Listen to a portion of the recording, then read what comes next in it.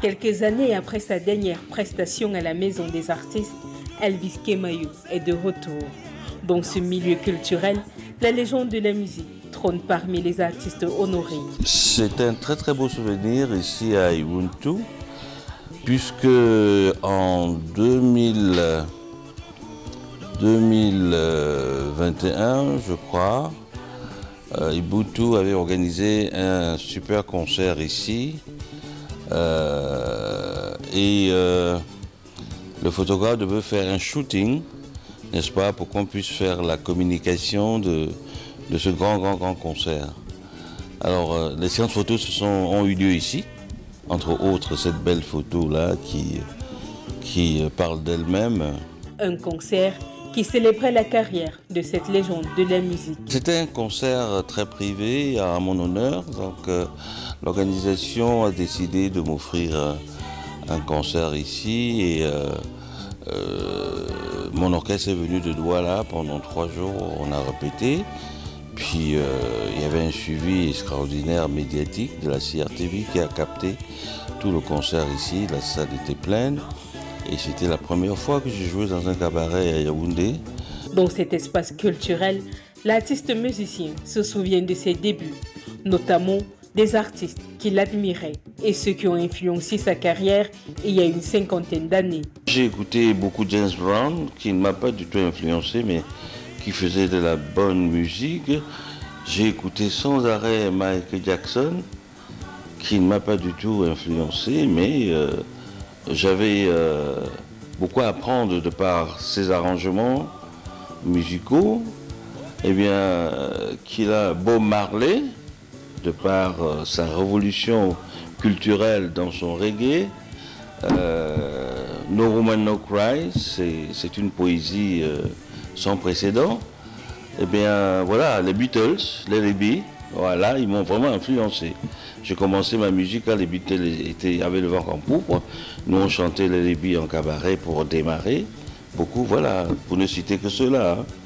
Claude François, Mike Brandt, parce que je voulais chanter comme Mike Brandt. Il avait eu une voix unique, une voix sans précédent. C'était un juif, hein. C'était pas un Français, Mike Brandt. Quand il est arrivé en France, il a été découvert par Sylvie Vartan, là-bas en Israël.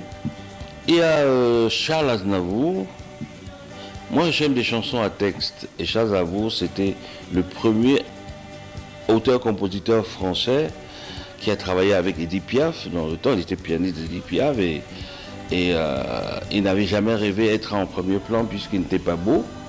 Mais un jour, on lui a dit, tu as la voix, tu écris bien, mieux vaut que tu chantes tes chansons. Voilà, il a fait ces trois-là qui m'ont... Johnny Hallyday, par exemple, parce que moi j'aimais le rock'n'roll. J'étais mince comme un mannequin et j'aimais bien interpréter Johnny Hallyday. Voilà, pour les 4, là, c'est vraiment des gens qui m'ont marqué. Ouais. Des influences qui ont donné vie à des tubes intemporels et à une renommée internationale.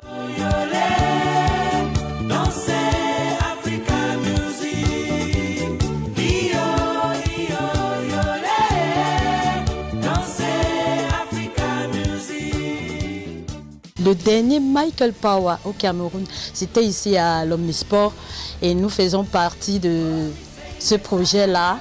C'est comme ça que il me dit, tu vas faire les chœurs d'Elvis Kemayo. Je dis, mais j'ai cru que je rêvais, quoi. Alors que non, quand on n'a pas fait les répétitions, c'est une icône. Nous, on répétait, on l'a vu le jour J du spectacle de Michael Power. Et c'est comme ça, quand il est entré, le spectacle était en l'air. Et nous, on se regardait, on se touchait. Est-ce que c'est vrai, est-ce que c'est réel? Parce que pour nous, on le voyait à la télé étant petit. Le voir là physiquement, il a presté. Après ça, on est descendu de la scène, on le touchait pour savoir si c'était réel. C'est comme ça que j'ai fait partie de ce projet-là. Et dernièrement, il y a 2 ans à peu près, dernièrement ici au Centre culturel avec Mama Queen Témé, on a fait son anniversaire, il a presté encore ici et c'était vraiment grandiose et magnifique. Non, on ne vient pas.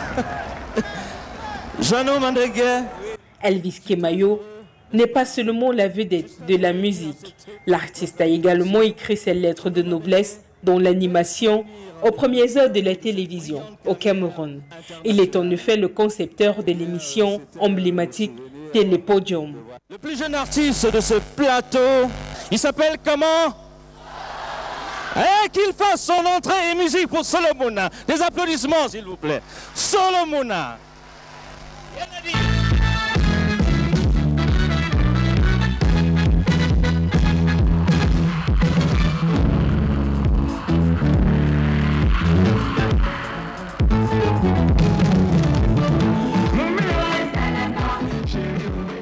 Quand j'ai terminé mon contrat au Gabon en 1985, je devais rentrer directement à Paris, mais je suis passé par ici pour dire bonjour à mes parents et le ministère me devait un peu d'argent. Je suis allé pour réclamer mon argent.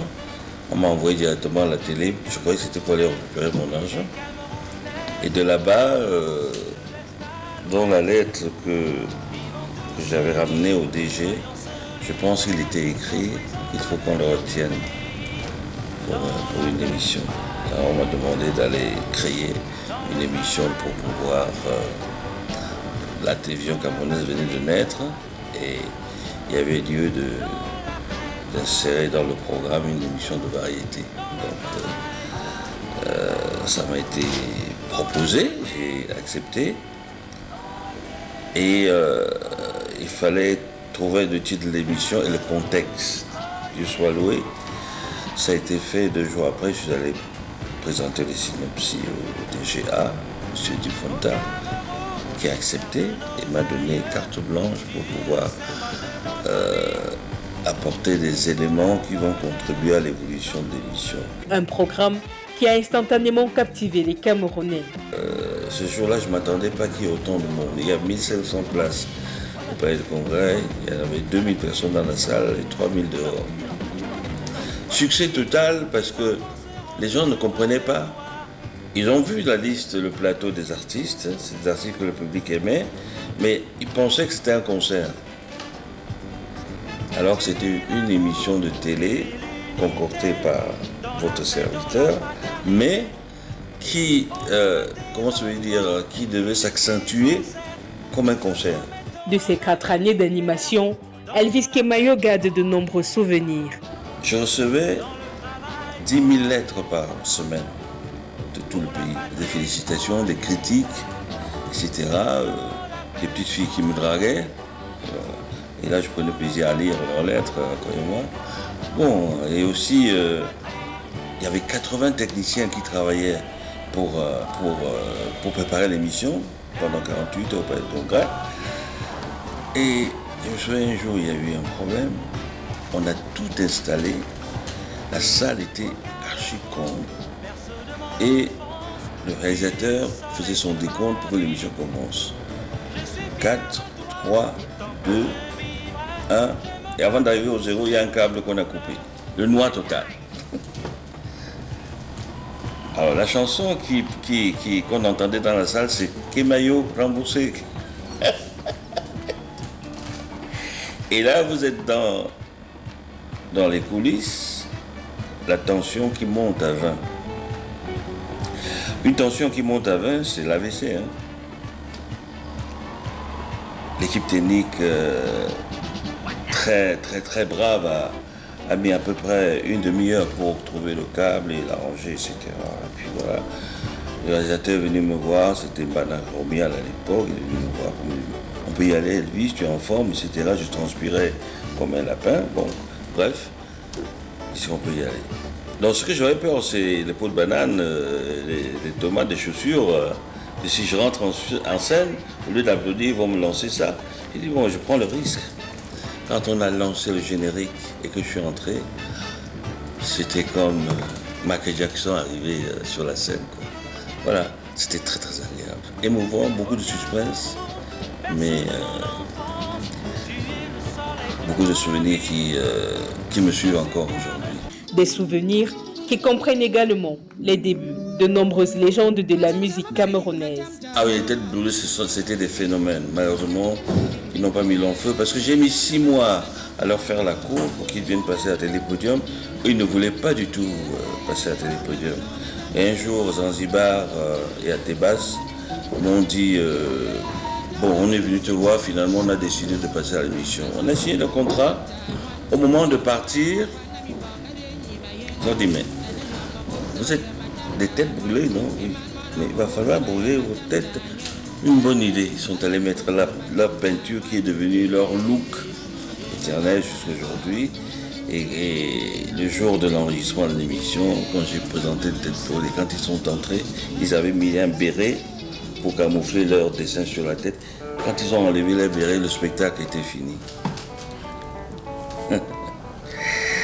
Oui, il y a des artistes qui m'ont marqué comme Dédé Yango, You Must Calculer que j'ai lancé, Sergio Polo, Solomona, la période de Banga, Sanfan Thomas, et il y avait aussi Bendeka et Gasteka. Et il y avait une émission où Ben a chanté en duo avec Grace. Grace n'était pas vedette du tout. Elle n'avait pas encore fait de disque, rien du tout. Mais le jour où elle a fait ce duo à Télépodium avec son frère, elle a eu plus de succès qu'on ne s'attendait pas. Donc c'était là le démarrage de sa carrière à travers cette émission.